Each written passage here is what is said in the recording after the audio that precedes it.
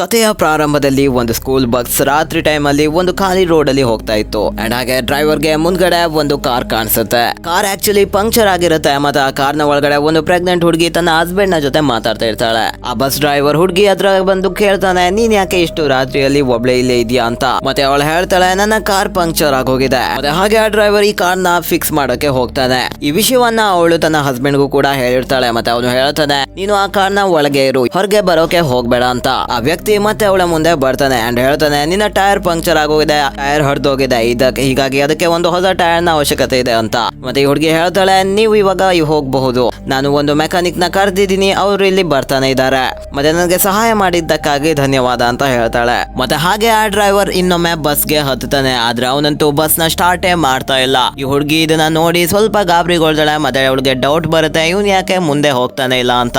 ಮತ್ತೆ ಅವಳು ಯೋಚನೆ ಮಾಡ್ತಾ ಇರೋ ಟೈಮ್ ನಲ್ಲಿ ಆ ಡ್ರೈವರ್ ಮುಂದೆ ಬಂದ್ಬಿಡ್ತಾನೆ ಅಂಡ್ ಹಾಗೆ ಒಂದು ಸುತ್ತಿಗೆನ ತಗೊಂಡು ಕಾರ್ ನ ಮಿರರ್ ನ ಹೊಡಿತಾ ಇದ್ದಾನೆ. ಹುಡುಗಿ ಪ್ಯಾನಿಕ್ ಆಗಿ ಹೋಗ್ತಾಳೆ. ಮತ್ತೆ ಕಾರ್ ನ ಸ್ಟಾರ್ಟ್ ಮಾಡೋಕೆ ಟ್ರೈ ಮಾಡ್ತಾಳೆ. ಆದ್ರೆ ಅವಳಿಂದ ಅದು ಆಗ್ಲಿಲ್ಲ. ಮತ್ತೆ ಹಾಗೆ ಆ ಡ್ರೈವರ್ ಕಾರ್ ನ ಒಳಕ್ಕೆ ಹೋಗ್ಬಿಡ್ತಾನೆ. ಆ ಹುಡುಗಿಯ ತಲೆನ ಹೊಡೆದ್ ಬಿಡ್ತಾನೆ. ಇವನಂತೂ ಹೆಡ್ ಶಾಟ್ ಕೊಟ್ಬಿಟ್ಟ ಗುರು. ಮತ್ತೆ ಹಾಗೆ ಅವಳನ್ನ ಕಾರ್ ನಿಂದ ಆಚೆ ತರ್ತಾನೆ. ಮತ್ತೆ ಹಾಗೆ ಅವಳನ್ನ ತಗೊಂಡು ತನ್ನ ಬಸ್ ನಲ್ಲಿ ಇಡ್ತಾನೆ. ಅಂಡ್ ನಾವಿಲ್ಲಿ ನೋಡ್ತೀವಿ, ಅವಳು ಇನ್ನು ಸ್ವಲ್ಪ ಬದ್ಕೊಂಡಿದ್ದಾಳೆ. ಅವಳು ಒಂದು ರೇರ್ ಕಂಡೀಷನ್ ಅಲ್ಲಿ ಇದ್ದಾಳೆ. ಮತ್ತೆ ಯಾವಾಗ ಅವಳು ಕಣ್ತಾ ಇದ್ದಾಳೋ ಅವಳ ಮುಂದೆ ಆ ಡ್ರೈವರ್ ಇದ್ದ. ಅವಳು ಬೇಡ್ಕೊಳ್ತಾಳೆ, ನನ್ನನ್ನ ಬಿಟ್ಬಿಡು ಅಂತ ಹೇಳಿ. ಮತ್ತೆ ಹೇಳ್ತಾಳೆ, ನಾನು ಪ್ರೆಗ್ನೆಂಟ್ ಕೂಡ ಆಗಿದ್ದೀನಿ, ನನಗೆ ತುಂಬಾನೇ ನೋವಾಗ್ತಾ ಇದೆ, ಸೊ ನೀನು ನನ್ನನ್ನ ಬಿಟ್ಬಿಡು ಅಂತ. ಆದ್ರೆ ಆ ಡ್ರೈವರ್ ಅಂತೂ ಅವಳ ಮಾತನ್ನ ಕೇಳಲ್ಲ. ಮತ್ತೆ ಹಾಗೆ ಅವಳ ಕೈ ಕಾಲುಗಳನ್ನ ಕಟ್ಟಿ ಹಾಕ್ತಾನೆ. ಅಂಡ್ ಅವನಂತೂ ಅವಳ ಬಾಡಿನ ಪೀಸ್ ಮಾಡ್ಬಿಡ್ತಾನೆ ಗುರು. What the fuck. ಅಂಡ್ ಹಾಗೆ ಸ್ವಲ್ಪ ಸಮಯ ಕಳಿಯುತ್ತೆ. ಮತ್ತೆ ಪೊಲೀಸ್ ಇನ್ವೆಸ್ಟಿಗೇಟ್ ಮಾಡ್ತಾ ಇರುವಾಗ ಆ ಹುಡುಗಿಯ ಬಾಡಿ ಪಾರ್ಟ್ಸ್ ಅವರಿಗೆ ಸಿಗುತ್ತೆ. ಮತ್ತೆ ಹಾಗೆ ನಾವು ಆ ಹುಡುಗಿಯ ಅಪ್ಪನ ನೋಡ್ತೀವಿ. ಮತ್ತೆ ಅವಳ ಅಪ್ಪನೇ ಈ ಪೊಲೀಸ್ ನ ಚೀಫ್ ಆಗಿದ್ದ. ಅವಳ ಮಗಳಿಗೆ ಏನಾಗಿದೆ ಅಂತ ತಿಳ್ಕೊಂಡ ಮೇಲೆ ಅವ್ರಿಗಂತೂ ತುಂಬಾನೇ ಬೇಜಾರಾಯ್ತು.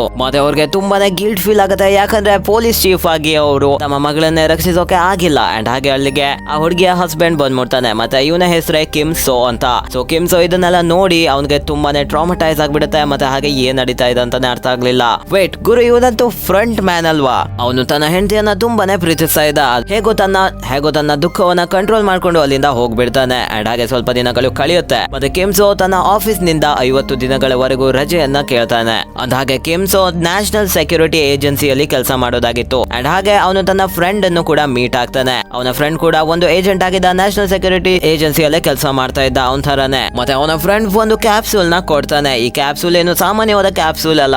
ಮತ್ತೆ ಈ ಕ್ಯಾಪ್ಸೂಲ್ ನ ಯಾರಿಗಾರು ನೀನು ಇಂಜೆಕ್ಟ್ ಮಾಡಿದ್ರೆ ಅವರನ್ನ ನಾವು ಟ್ರ್ಯಾಕ್ ಮಾಡಬಹುದು ಅಂತ ಹೇಳ್ತಾನೆ. ಅಂಡ್ ಬರೀ ಟ್ರ್ಯಾಕ್ ಒಂದೇ ಅಲ್ಲ, ಆ ವ್ಯಕ್ತಿಯ ಮಾತುಗಳನ್ನು ಕೂಡ ಕೇಳಿಸ್ಕೊಳ್ಬಹುದಂತೆ. ಹಾಗೆ ಸೀನ್ ಕಟ್ ಆಗುತ್ತೆ. ಮತ್ತೆ ನಾವು ಕಿಮ್ಸೋನ ನೋಡ್ತೀವಿ. ಅವನು ತನ್ನ ಮಾವನ್ನ ಮೀಟ್ ಮಾಡೋಕೆ ಬಂದಿದ್ದ. ಅಂಡ್ ಅವನ ಮಾವ ಕೆಲವು ಕ್ರಿಮಿನಲ್ಸ್ ನ ನ್ಯೂಸ್ ಪೇಪರ್ಸ್ ನ ಕೊಡ್ತಾ ಇದ್ದಾನೆ. ಅಂಡ್ ಹಾಗೆ ಹೇಳ್ತಾನೆ, ಈ ಕ್ರಿಮಿನಲ್ಸ್ ಗಳು ಅಂತದ್ದೇ ಕೆಲಸಗಳನ್ನ ಮಾಡಿದ್ರು. ಮತ್ತೆ ಹಾಗೆ ಅವರ ಮೇಲೆ ಇಂಥದ್ದೇ ತುಂಬಾ ಕೇಸಸ್ ಗಳು ಇವೆ. ಮತ್ತೆ ಈ ಕ್ರಿಮಿನಲ್ ರೆಕಾರ್ಡ್ಸ್ ಎಲ್ಲ ತಕೊಂಡು ಕಿಮ್ಸೋ ಮನೆಗೆ ಬರ್ತಾನೆ. ಅಂಡ್ ಕಿಮ್ಸೋ ತನ್ನ ರೂಮ್ ಗೆ ಬರ್ತಾನೆ. ಅಂಡ್ ಹಾಗೆ ಅವನು ತುಂಬಾನೇ ಕ್ಯೂರಿಯಸ್ ಆಗಿದ್ದ ತನ್ನ ವೈಫ್ ಗೆ ಏನಾಯ್ತು ಅಂತ ತಿಳ್ಕೊಳ್ಳೋಕೆ. ಮತ್ತೆ ಹಾಗೆ ಅವನು ಇನ್ವೆಸ್ಟಿಗೇಟ್ ಕೂಡ ಮಾಡ್ತಾ ಇದ್ದಾನೆ. ಮತ್ತೆ ಅವನು ಒಂದಾದ್ರ ಮೇಲೆ ಒಂದು ಕ್ರಿಮಿನಲ್ಸ್ ನ ಹೊಡ್ಕೊಳ್ತಾ ಹೋಗ್ತಾನೆ. ಕ್ಯಾಂಪ್ ಮಾಡ್ತಿದ್ದವರನ್ನೆಲ್ಲ ಎತ್ತಕೊಂಡ್ ಬರ್ತಾನೆ. ಅಂಡ್ ಹಾಗೆ ತುಂಬಾನೇ ಹೊಡಿತಾನೆ. ಇದರಿಂದ ಬಾಕಿ ಕ್ರಿಮಿನಲ್ಸ್ ಗೆ ಭಯ ಕಾಡೋಕೆ ಶುರುವಾಗದೆ. ಮತ್ತೆ ಅವರು ಟೆನ್ಷನ್ ನಲ್ಲಿ ಇದ್ದಾರೆ. ಆದ್ರೆ ನಮ್ಮ ಕಿಮ್ಸೋಗೆ ಇನ್ನು ಅವನ ವೈಫ್ ನ ಕಿಲ್ಲರ್ ಸಿಕ್ಕಿರ್ಲಿಲ್ಲ. ಮತ್ತೆ ಅವನು 3ನೇ ಕ್ರಿಮಿನಲ್ ನ ಜಾಗಕ್ಕೆ ಹೋಗ್ತಾನೆ. ಅದ್ರಲ್ಲಿ ಯಾರು ಕೂಡ ಇಲ್ವೇ ಇಲ್ಲ. ಅಂಡ್ ಹಾಗೆ ಅವನು ಆ ರೂಮ್ ನ ಪೂರ್ತಿ ಚೆಕ್ ಮಾಡ್ತಾನೆ. ಮನೇಲಿ ಏನೇನಿದೆ ಅಂತ ಎಲ್ಲ ಕಡೆನೂ ನೋಡ್ತಾ ಇದ್ದಾನೆ. ಮತ್ತೆ ಆ ರೂಮ್ ನ ಡ್ರಾವರ್ ನಲ್ಲಿ ಅವನಿಗೆ ಹುಡುಗಿಯರ ಕೆಲವು ಬಟ್ಟೆಗಳು ಮತ್ತೆ ಹಾಗೆ ಶೂಸ್ ಎಲ್ಲ ಸಿಗುತ್ತೆ. ಇದರಿಂದಾಗಿ ಕಿಮ್ಸೋಗೆ ಅವನ ಮೇಲೆ ಇನ್ನು ಡೌಟ್ ಹೆಚ್ಚಾಗುತ್ತೆ. ಮತ್ತೆ ಅವನು ಮುಂದೆ ಹೋಗ್ತಾ ಅವನಿಗೆ ಒಂದು ಬೇಸ್ಮೆಂಟ್ ಸಿಗುತ್ತೆ. ಮತ್ತೆ ಅವನು ಆ ಬೇಸ್ಮೆಂಟ್ ನ ಒಳಗಡೆ ಹೋಗ್ತಾನೆ. ಹಾಗೆ ಅವನಿಗೆ ನೆಲದ ಮೇಲೆ ಅವನ ವೈಫ್ ನ ರಿಂಗ್ ಸಿಗುತ್ತೆ. ಮತ್ತೆ ಇದನ್ನ ನೋಡಿ ಅವನು ಸ್ವಲ್ಪ ಇಮೋಷನಲ್ ಆಗ್ತಾನೆ. ಆದ್ರೂ ಕೂಡ ಅವನು ಕಂಟ್ರೋಲ್ ಮಾಡ್ಕೊಳ್ತಾನೆ. ಮತ್ತೆ ಕಿಮ್ಸೋ ಅದೇ ಬೇಸ್ಮೆಂಟ್ ನಲ್ಲಿ ಇರ್ತಾನೆ. ಅಂಡ್ ಹಾಗೆ ಸೀನ್ ಕಟ್ ಆಗುತ್ತೆ. ನಾವಿಲ್ಲಿ ನೋಡ್ತೀವಿ ಈ ಕಿಲ್ಲರ್ ನ, ಇವನ ಹೆಸರು ಜಾಂಗ್ ಆಗಿದೆ. ಇವನು ತನ್ನ ನೆಕ್ಸ್ಟ್ ಟಾರ್ಗೆಟ್ ನ ಹುಡುಕ್ತಾ ಇದ್ದಾನೆ. ಮತ್ತೆ ಅವನು ಎಲ್ಲ ಸ್ಕೂಲ್ ಹುಡುಗಿಯರನ್ನ ಡ್ರಾಪ್ ಮಾಡಿದ ನಂತರ ಒಂದು ಹುಡುಗಿ ಅಲ್ಲೇ ಉಳ್ಕೊಳ್ತಾಳೆ. ಅಂಡ್ ಅವನು ಅವಳನ್ನ ಮನೆಗೆ ಕರ್ಕೊಂಡು ಹೋಗದೆ ಬೇರೆ ದಾರಿಗೆ ಹೋಗ್ತಾನೆ. ಮತ್ತೆ ಅವನು ಅವಳನ್ನ ತನ್ನ ಬೇಸ್ಗೆ ಕರ್ಕೊಂಡ್ ಬರ್ತಾನೆ. ಅಂಡ್ ಹಾಗೆ ಕಟ್ ಆಗ್ಬಿಡ್ತಾನೆ. ಮತ್ತೆ ಯಾವಾಗ ಅವನು ಈ ಹುಡುಗಿಯನ್ನ ಕೊಲೆ ಮಾಡೋಕೆ ಹೋಗ್ತಾ ಇರ್ತಾನೋ ಅದೇ ಟೈಮ್ ನಲ್ಲಿ ಹಿಂದ್ಗಡೆ ಅವನ ಹೆಸರನ್ನ ಯಾರೋ ಕರೀತಾರೆ. ಜಾಂಗ್ ಹೊರಗಡೆ ಬಂದು ನೋಡ್ತಾನೆ. ಮುಂದೆ ಕಿಮ್ಸೋ ನಿಂತ್ಕೊಂಡಿದ್ದ. ಅವನು ಗುರಾಯಿಸ್ತಾ ಇದ್ದಾನೆ ಜಾಂಗ್ ಕೇಳ್ತಾನೆ, ನೀನು ಪೊಲೀಸ್ ನ ಕಡೆಯವನ ಅಥವಾ ಯಾರು ನೀನು, ಮತ್ತೆ ನೀನು ಯಾಕೆ ಇಲ್ಲಿ ಬಂದಿದ್ಯಾ ಅಂತ ಕೇಳ್ತಾನೆ. ಆದ್ರೆ ಕಿಮ್ಸೋ ಇದ್ಯಾವುದಕ್ಕೂ ಕೂಡ ಉತ್ತರ ಕೊಡದೆ ಗುರಾಯಿಸ್ತಾನೆ ಇದ್ದಾನೆ ಜಾಂಗ್ ನ. ನಮ್ಮ ಕಿಮ್ಸೋಗಂತೂ ರಕ್ತ ಕುದೀತಾ ಇದೆ. ಯಾಕಂದ್ರೆ ಅವನ ವೈಫ್ ನ ಕಿಲ್ ಮಾಡಿದ್ದು ಈ ಜಾಂಗ್ಗೆ. ಅವನ್ಗೆ ಗೊತ್ತಾಗಿದೆ ಏನೇನ್ ನಡೆದಿತ್ತು ಅಂತ. ಹಾಗೆ ಈ ಜಾಂಗ್ಗೂ ಕೂಡ ಆಶ್ಚರ್ಯ ಆಗುತ್ತೆ, ಈ ಪೊಲೀಸ್ ಹೇಗೆ ನನ್ನನ್ನ ಇಷ್ಟು ಬೇಗ ಹುಡುಕ್ಬಿಟ್ಟ. ಮತ್ತೆ ಹಾಗೆ ಅವನು ಸೀದಾ ಒಂದು ಕತ್ತಿನ ತಗೊಂಡು ಅವನ ಮೇಲೆ ಅಟ್ಯಾಕ್ ಮಾಡೋಕೆ ಹೋಗ್ತಾನೆ. ಆದ್ರೆ ಗಾಯ್ಸ್ ಜಾಂಗ್ ಅಂತೂ ಯಾವ್ದೋ ಆರ್ಡಿನರಿ ಸೈಕೋಪ್ಯಾಥ್ ಕಿಲ್ಲರ್ ಆಗಿದ್ದಾನೆ. ಮತ್ತೆ ನಮ್ಮ ಕಿಮ್ಸೋ ಒಂದು ಸೆಕ್ಯೂರಿಟಿ ಏಜೆಂಟ್ ಅಂಡ್ ಹಾಗೆ ಕರಾಟೆಯಲ್ಲಿ ಮಾಸ್ಟರ್ ಕೂಡ ಆಗಿದ್ದಾನೆ. ಅವನು ಸರಿಯಾಗಿ ಜಾಂಗ್ ನ ಹೊಡಿತಾನೆ.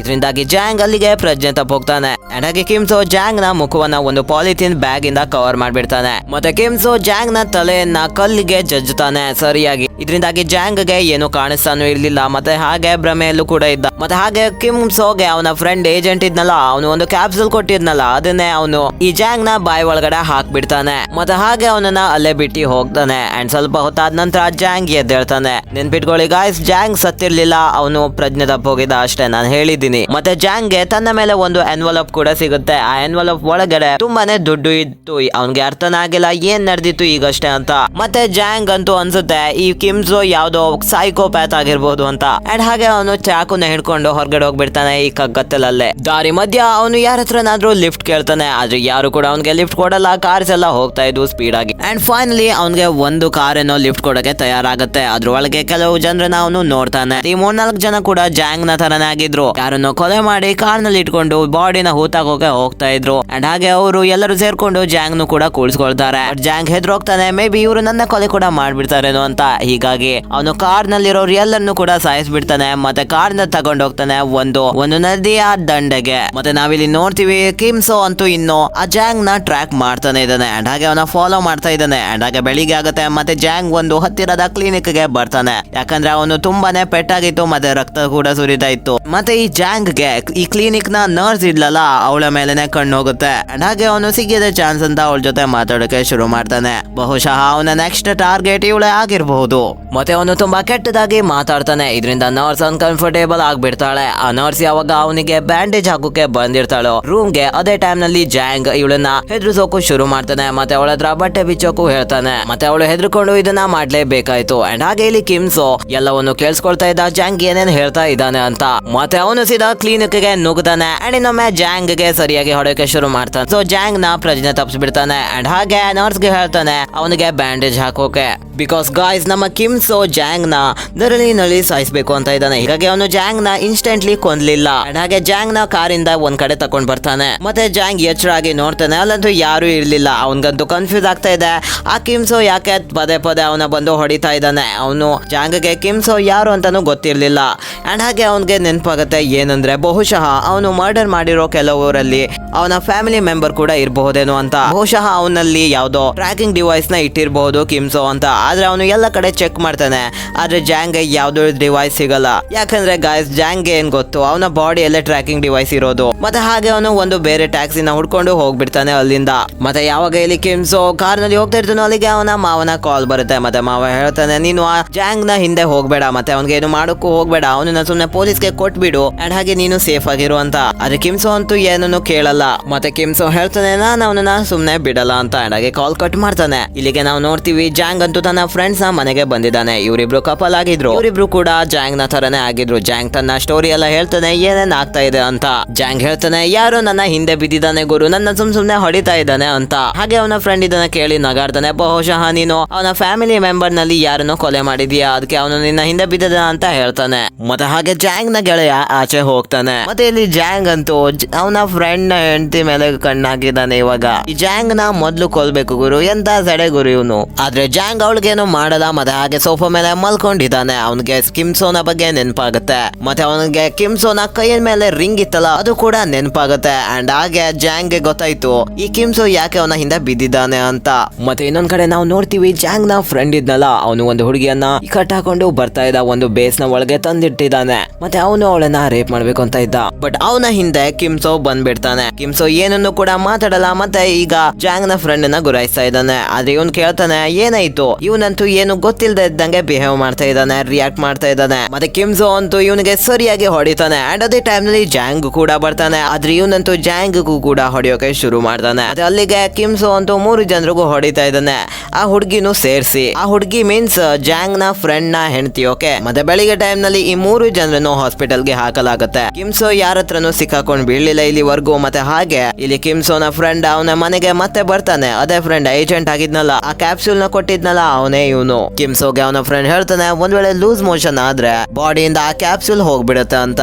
ಅಂಡ್ ಅದೇ ಟೈಮ್ ನಲ್ಲಿ ನಾವು ನೋಡ್ತೀವಿ ಜಾಂಗ್ ಕೂಡ ಕಿಮ್ಸೋನ ಮಾತನ್ನ ಕೇಳಿಸ್ಕೊಳ್ತಾ ಇದ್ದ, ಯಾಕಂದ್ರೆ ಅವ್ರನ್ನ ಹಾಸ್ಪಿಟಲ್ ಇದ್ದಂದ್ರೆ ನಿಮ್ಗೆ ಗೊತ್ತಿದೆ. ಆದ್ರೆ ಯಾವಾಗ ಕಿಮ್ಸೋ ಅವನ ಹತ್ರಕ್ಕೆ ಹೋಗ್ತಾನೋ ಆಗ ಜಾಂಗ್ ಪ್ರಜ್ಞೆ ತಪ್ಪಿರೋ ರೀತಿ ನಾಟಕ ಮಾಡ್ತಾನೆ. ಮತ್ತೆ ಕಿಮ್ಸೋ ಈ ಜಾಂಗ್ ಅನ್ನ ಒಂದು ಟನಲ್ ನಲ್ಲಿ ಬಿಟ್ಟು ಬರ್ತಾನೆ. ಜಾಂಗ್ ಇವಾಗ ಎಲ್ಲ ಗೊತ್ತಾಗಿರುತ್ತೆ ಕಿಮ್ಸೋ ಏನೇನ್ ಮಾಡಿದಾನೆ ಅವನ್ಗೆ ಅಂತ. ಮತ್ತೆ ಹಾಗೆ ಜಾಂಗ್ ಹೇಳೋಕೆ ಶುರು ಮಾಡ್ತಾನೆ, ನನ್ಗೆ ಗೊತ್ತು ನೀನು ನನ್ನ ಮಾತುಗಳನ್ನೆಲ್ಲ ಕೇಳಿಸ್ಕೊಳ್ತಾ ಇದ್ದೀಯಾ, ಮತ್ತೆ ಹಾಗೆ ನನ್ನ ಟ್ರ್ಯಾಕ್ ಮಾಡ್ತಾ ಇದ್ಯಾ. ಮತ್ತೆ ಇಲ್ಲಿ ಕೇಳು, ನಿನ್ನ ಹೆಂಡತಿ ಆ ದಿನ ರಾತ್ರಿ ಬೇಡ್ಕೊಳ್ತಾ ಇದ್ರು ಅವಳನ್ನ ಹಾಗೆ ಅವಳ ಮಗುವನ್ನ ಕೊಲ್ಬಾರ್ದು ಅಂತ. ನಾನು ಅವರಿಬ್ರು ತುಂಡು ತುಂಡಾಗಿ ಮಾಡ್ಬಿಟ್ಟೆ ಅಂತ. ಮತ್ತೆ ಹಾಗೆ ಜಾಂಗ್ ಒಂದು ಕೆಮಿಸ್ಟ್ ನ ಹತ್ರ ಹೋಗ್ತಾನೆ ಅಂಡ್ ಲೂಸ್ ಮೋಷನ್ ನ ಟ್ಯಾಬ್ಲೆಟ್ಸ್ ನ ತಗೊಳ್ತಾನೆ. ಈ ಪೂರ್ತಿ ಸಿರಪ್ ಇರುತ್ತಲ್ಲ ಅವನು ಒಂದೇ ಬಾರಿಗೆ ಅದನ್ನ ಕುಡಿದ್ ಬಿಡ್ತಾನೆ. ಮತ್ತೆ ಹಾಗೆ ಆ ಕ್ಯಾಪ್ಸೂಲ್ ನ ಅವನು ಹೊರ ತೆಗಿತಾನೆ ಅಂಡ್ ಟಾಯ್ಲೆಟ್ ನಲ್ಲಿ ಒಬ್ಬ ವ್ಯಕ್ತಿ ಇರ್ತಾನೆ ಅಂಡ್ ಮತ್ತೆ ಅವನನ್ನು ಕೂಡ ಜಾಂಗ್ ಕೊಂದ್ ಬಿಡ್ತಾನೆ. ಮತ್ತೆ ಯಾವಾಗ ಕಿಮ್ಸು ಬಂದು ನೋಡ್ತಾನ, ಯಾವ್ದೋ ವ್ಯಕ್ತಿ ಬಿದ್ಕೊಂಡಿದ್ದಾನೆ, ಇದು ಜಾಂಗ್ ಹೊಡೆದಿದ್ನಲ್ಲ ಅವನೇ ಆಗಿದ್ದಾನೆ. ಜಾಂಗ್ ಈ ವ್ಯಕ್ತಿನ ಹೊಡೆದ ನಂತರ ಇವನಿಗೆ ಕ್ಯಾಪ್ಸೂಲ್ ನ ತಿನ್ಸ್ಬಿಟ್ಟಿದ್ದ. ಹೀಗಾಗಿ ಟ್ರ್ಯಾಕ್ ಮಾಡಿದಾಗ ಕಿಮ್ಸೋ ಇವನ ಜಾಗಕ್ಕೆ ಬಂದಿರ್ತಾನೆ ಅಂಡ್ ಹಾಗೆ ಕಿಮ್ಸೋ ಸೀದಾ ಹಾಸ್ಪಿಟಲ್ ಗೆ ಬರ್ತಾನೆ. ಮತ್ತೆ ಅಲ್ಲಿ ಜಾಂಗ್ ನ ಫ್ರೆಂಡ್ ಇದ್ನಲ್ಲ ಅಲ್ಲಿಗೆ ಬಂದು ಅವನಿಗೆ ಸ್ವಲ್ಪ ಹೊಡಿತಾನೆ ಅಂಡ್ ಕೇಳ್ತಾನೆ ಜಾಂಗ್ ಎಲ್ಲಿ ಹೋಗಿದ್ದಾನೆ ಅಂತ. ಮತ್ತೆ ಇವನು ಹೇಳ್ತಾನೆ, ಜಾಂಗ್ ನಿನ್ನ ಗರ್ಲ್ ಫ್ರೆಂಡ್ ಗೆ ಇವಾಗ ತೊಂದರೆ ಕೊಡೋಕೆ ಹೋಗಿದ್ದಾನೆ, ಮತ್ತೆ ಅವಳ ಫ್ಯಾಮಿಲಿಗೂ ಕೂಡ ತೊಂದರೆ ಕೊಡ್ತಾನೆ, ನಿನ್ ಜೊತೆ ಇವಾಗ ಅವನು ಮೈಂಡ್ ಗೇಮ್ ಮಾಡ್ತಾನೆ ಅಂತ. ಮತ್ತೆ ಹಾಗೆ ಕಿಮ್ಸೋ ಹೊರಗಡೆ ಹೋಗ್ತಾನೆ ಅಂಡ್ ತನ್ನ ಫ್ರೆಂಡ್ ಗೆ ಕಾಲ್ ಮಾಡಿ ಹೇಳ್ತಾನೆ ಹೇಗಾದ್ರೂ ಮಾಡಿ ಜಾಂಗ್ ನ ಟ್ರ್ಯಾಕ್ ಮಾಡು ಅಂತ. ಮತ್ತೆ ಕಿಮ್ಸೋ ತನ್ನ ಮಾವಂಗೂ ಕೂಡ ಕಾಲ್ ಮಾಡ್ತಾನೆ, ಆದ್ರೆ ಅವರು ಎತ್ತಲಿಲ್ಲ. ಅಂಡ್ ಹಾಗೆ ಇಲ್ಲಿ ನಾವು ನೋಡ್ತೀವಿ ಜಾಂಗ್ ಅಂತೂ ಕಿಮ್ಸೋನ ವೈಫ್ ನ ಮನೆ ಇತ್ತಲ್ಲ ಅಲ್ಲಿಗೆ ಬಂದು ಅಪ್ಪನ ಮತ್ತೆ ಹಾಗೆ ತಂಗಿಯನ್ನ ಕೊಲೆ ಮಾಡಿ ಹೋಗ್ಬಿಟ್ಟಿದ್ದಾನೆ. ಯಾವಾಗ ಕಿಮ್ಸೋ ಈ ಮನೆಗೆ ಬಂದು ನೋಡ್ತಾನೋ ಆಗ ಅವನ್ಗೆ ತುಂಬಾನೇ ಬೇಜಾರಾಗತ್ತೆ. ಯಾಕಂದ್ರೆ ಅವನ್ಗೆ ಅನ್ಸ್ತಾ ಇದೆ ಅವನಿಂದಾನೆ ಇವರ ಪ್ರಾಣ ಹೋಗಿದ್ದು ಇವತ್ತು ಅಂತ. ಯಾಕಂದ್ರೆ ಒಂದ್ ವೇಳೆ ಅವನು ಜಾಂಗ್ ನ ಆಲ್ರೆಡಿ ಕೊಲೆ ಮಾಡ್ಬಿಟ್ಟಿದ್ರೆ ಇಷ್ಟೆಲ್ಲ ಆಗ್ತಾನೆ ಇರ್ಲಿಲ್ಲ. ಮತ್ತೆ ಹಾಗೆ ಇನ್ನೊಂದ್ ಕಡೆ ನಾವು ನೋಡ್ತೀವಿ ಜಾಂಗ್ ಅಂತೂ ಪೊಲೀಸ್ಗೆ ಕಾಲ್ ಮಾಡಿ ತನ್ನನ್ನ ಅರೆಸ್ಟ್ ಮಾಡಿ ಅಂತ ಬೇಡ್ಕೊಳ್ತಾ ಇದ್ದಾನೆ. ಯಾಕಂದ್ರೆ ಅವನಿಗೆ ಗೊತ್ತು ಇಷ್ಟೆಲ್ಲ ಆದ್ಮೇಲೆ ಕಿಮ್ಸೋ ಅಂತೂ ಅವನನ್ನ ಸುಮ್ನೆ ಬಿಡೋನಲ್ಲ ಅಲ್ಲ ಅಂತ. ಮತ್ತೆ ಹಾಗೆ ಯಾವಾಗ ಅವನು ಪೊಲೀಸ್ ಹೇಳಿರೋ ಲೊಕೇಶನ್ ಗೆ ಬಂದ್ ಮುಟ್ತಾನೋ ಆಗ ಹೊರಗಡೆ ಬಂದು ಪೊಲೀಸ್ ನ ಕರಿತಾ ಇದ್ದಾನೆ, ನೀವು ಬಂದು ಅರೆಸ್ಟ್ ಮಾಡ್ಕೊಂಡು ಹೋಗಿ ಅಂತ. ಆದ್ರೆ ಅದೇ ಟೈಮ್ ನಲ್ಲಿ ನಮ್ಮ ಕಿಮ್ಸೋ ಬಂದ್ಬಿಟ್ಟ ಅವನ ಮುಂದೆ. ಮತ್ತೆ ಪೊಲೀಸ್ ನ ಮುಂದೆನೆ ಜಾಂಗ್ ನ ಕಿಮ್ಸೋ ಎತ್ತಾಕೊಂಡು ಹೋಗ್ತಾನೆ ಕಾರ್ ನಲ್ಲಿ ಅಂಡ್ ಹಾಗೆ ಕಿಮ್ಸೋ ಅವನನ್ನ ಈ ಒಂದು ಬೇಸ್ಮೆಂಟ್ ಗೆ ತರ್ತಾನೆ. ಅಂದ್ರೆ ಜಾಂಗ್ ನ ಬೇಸ್ಮೆಂಟ್ ಇತ್ತಲ್ಲ ಎಲ್ಲಿ ಅವನು ಹುಡುಗಿಯರ ಶೋಷಣೆ ಮಾಡ್ತಿದ್ನಲ್ಲ ಅದೇ ಜಾಗ. ಮತ್ತೆ ಕಿಮ್ಸೋ ಜಾಂಗ್ ನ ಒಂದ್ ಕಡೆ ಕಟ್ ಆಗಿ ತುಂಬಾ ಟಾರ್ಚರ್ ಕೊಡೋಕೆ ಸ್ಟಾರ್ಟ್ ಮಾಡ್ತಾನೆ. ಜಾಂಗ್ ಅಂತೂ ಬೇಡ್ಕೊಳ್ತಾ ಇದ್ದಾನೆ ನನ್ನನ್ನ ಕೊಂದ್ ಬಿಡು ಅಂತ. ಆದ್ರೆ ಕಿಮ್ಸೋ ಹೇಳ್ತಾನೆ, ನೀನೇನು ಬೇರೆಯವ್ರ ಜೊತೆ ಏನ್ ಮಾಡಿದ್ಯಲ್ಲ ಅವೆಲ್ಲ ನಾನ್ ಮಾಡ್ತಿರೋದ್ರ ಮುಂದೆ ಏನು ಅಲ್ವೇ ಅಲ್ಲ, ಹೀಗಾಗಿ ನಾನಿನ್ನ ನರಳಿಸಿ ಸಾಯ್ತಿದ್ದೀನಿ ಅಂತ. ಮತ್ತೆ ಕಿಮ್ಸೋ ಒಂದು ಬಳ್ಳಿಯನ್ನ ಅಲ್ಲಿರೋ ಬಾಗಿಲಿಗೆ ಕಟ್ ಹಾಕ್ತಾನೆ. ಹಾಗೆ ಇನ್ನೊಂದು ತುದಿಯನ್ನ ಜಾಂಗ್ ನ ಬಾಯಿಗೆ ಕಟ್ ಹಾಕ್ತಾನೆ. ಆಕ್ಚುಲಿ ಅವನು ಜಾಂಗ್ ನ ತಲೆಯ ಮೇಲೆ ಒಂದು ಬ್ಲೇಡ್ ನ ಕೂಡ ಇಟ್ಟಿದ್ದ. ಸೊ ಒಂದ್ ವೇಳೆ ಯಾರಾದ್ರೂ ಬಾಗ್ಲನ್ನ ತೆರೆದ್ರೆ ಅಥವಾ ಜಾಂಗ್ ತನ್ನ ಬಾಯಿನ ಬಿಟ್ರೆ ಆ ಬ್ಲೇಡ್ ಸೀದಾ ಅವನ ತಲೆಯ ಮೇಲೆ ಬಿದ್ದು ಅದನ್ನ ಕಟ್ ಮಾಡ್ಬಿಡುತ್ತೆ. ಕಿಮ್ಸೋ ಏನ್ ಮಾಡ್ತಾನೆ ಅಂದ್ರೆ ಜಾಂಗ್ ನ ಫ್ಯಾಮಿಲಿಗೆ ಕಾಲ್ ಮಾಡ್ತಾನೆ ಅಂಡ್ ಹಾಗೆ ಅವನು ಬೇರೆ ಬಾಗ್ಲಿಂದ ಎಸ್ಕೇಪ್ ಆಗ್ಬಿಡ್ತಾನೆ. ಸೊ ಯಾವಾಗ ಕಿಮ್ಸೋ ಹೊರಗಡೆ ಹೋಗಿರ್ತಾನೋ ಅದೇ ಟೈಮ್ ನಲ್ಲಿ ಜಾಂಗ್ ನ ಫ್ಯಾಮಿಲಿ ಕೂಡ ಬಂದಿರುತ್ತೆ. ಮತ್ತೆ ಅವರು ಬಾಗಿಲ ಹತ್ರ ಬಂದ್ರು, ಬಾಗಿಲನ್ನ ನಾಕ್ ಮಾಡ್ತಾ ಇದ್ದಾರೆ, ಬಾಗಿಲನ್ನ ಬಡಿತಾ ಇದ್ದಾರೆ, ಯಾರಾದ್ರೂ ತೆರಿತಾರೇನೋ ಅಂತ. ಆದ್ರೆ ಜಾಂಗ್ ಅಲ್ಲೇ ಕೂಗಾಡ್ತಾ ಇದ್ದಾನೆ ಬಾಯಿ ಮುಚ್ಕೊಂಡು, ನೀವು ಬಾಗಿಲನ್ನ ತೆರಿಬೇಡಿ ಅಂತ.